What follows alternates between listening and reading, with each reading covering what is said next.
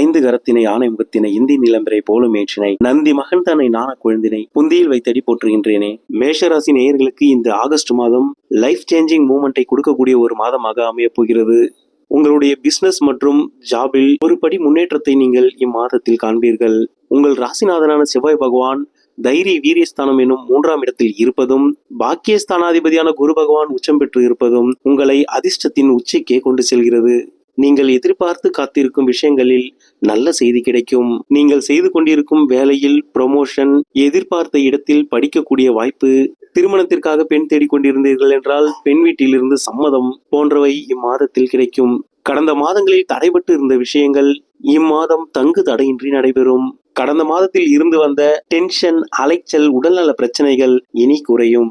சனி பகவானின் 3ஆம் பார்வையில் இருந்து உங்கள் ராசிநாதன் விலகுவது மட்டுமின்றி அவர் தைரிய வீரிய ஸ்தானம் எனும் 3ஆம் இடத்திற்கு செல்வது மேலும் சிறப்பை ஏற்படுத்துகிறது. மன தைரியத்தையும் தன்னம்பிக்கையையும் அதிகரிக்கும். முயற்சிகளில் வெற்றி கிடைக்கும். சகோதர உறவுகளில் மட்டும் சிறிய மனஸ்தாபங்கள் ஏற்பட்டு விலகும்.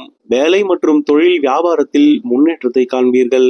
உங்கள் உயர் அதிகாரிகளால் நீங்கள் பாராட்டப்படுவீர்கள். வேலை மற்றும் கலைத்துறையில் இருப்பவர்களுக்கு உங்கள் திறமையை நிரூபித்து காட்டுவதற்கான வாய்ப்பு கிடைக்கும். 2ஆம் இடம் மற்றும் 7ஆம் இடத்திற்கு அதிபதியான சுக்கிர பகவான் இம்மாதம் நீச்சமடைந்து 6ஆம் இடத்தில் சஞ்சரிப்பதால் எதிர்பார்த்த பணம் கைக்கு வருவதில் சிறிது தாமதம் ஏற்படலாம். அதேபோல் கணவன் அல்லது மனைவியின் உடல்நலை பாதிக்கப்படக்கூடும்.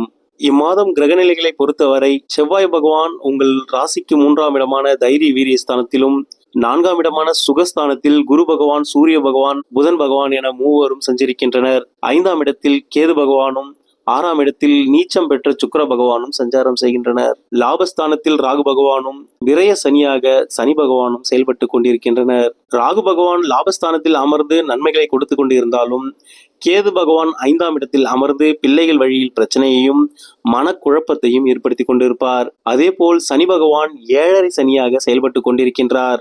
7.5 சனியில் நீங்கள் தற்பொழுது விரய சனியில் உள்ளீர்கள். இதனால் மருத்துவ செலவுகளும் வீண் விரயங்களும் தவிர்க்க முடியாததாகவே இருக்கும். குருவின் பார்வையை 12ஆம் இடமும் சனி பகவானும் பெறுவதால் சுப செலவுகள் அதிகரிக்கும். அசையா சொத்துக்களை வாங்குவதன் மூலம் விரயங்களை லாபமாக மாற்றிக்கொள்ள இயலும். பற்கள் மற்றும் தொண்டை பகுதியில் சில உபத்திரங்கள் ஏற்பட வாய்ப்புகள் உள்ளன. ஆகஸ்ட் மாதம் 18ஆம் தேதி அன்று சூரிய பகவான் உங்கள் ராசிக்கு 4ஆம் இடத்தில் இருந்து 5ஆம் இடத்திற்கு பயிற்சி ஆவார். 5ஆம் அதிபதி ஆட்சி பலம் அடைந்தாலும் கேது பகவானால் அவர் கிரகண தோஷத்தை அடைகிறார். இம்மாதம் பிள்ளைகள் அல்லது காதல் விஷயத்தில் ஏதேனும் ஒரு பிரச்சனையை சந்திக்க நேரிடும். வருட கிரகங்கள் மற்றும் மாத கிரகங்களின் சஞ்சாரம் சரியில்லாத நிலையில் இருந்தாலும் உங்கள் ராசிநாதன் 3ஆம் இடத்தில் சஞ்சரிப்பதால் எதிலும் போராடி வெற்றியை பெறுவீர்கள். மேஷராசி நேயர்களே, இறைவனின் துணை என்றும் உங்களுக்கு இருக்கட்டும். நன்றி.